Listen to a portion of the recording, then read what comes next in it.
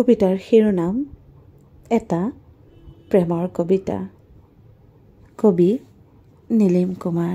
তুমি গুচি যোৱাৰ পিছত ময়ো গুচি আহিলোঁ, কিন্তু আমি য'ৰ পৰা আহিছিলোঁ তালৈ উভতি যাব পাৰিলোনে? এনে লাগে যেন মই তোমাৰ ভিতৰতে ৰৈ গ'লোঁ, তুমি মোৰ ভিতৰতে ৰৈ গ'লা। আমি য'ৰ পৰা আহিছিলোঁ তালৈ উভতি যাব পাৰিলোনে আমি? মই উভতা মানে তোমাৰ ভিতৰলৈ উভতা, তুমি উভতা মানে মোৰ ভিতৰলৈ উভতা। আমি সঠিকভাৱে উভতিব পাৰিলোনে?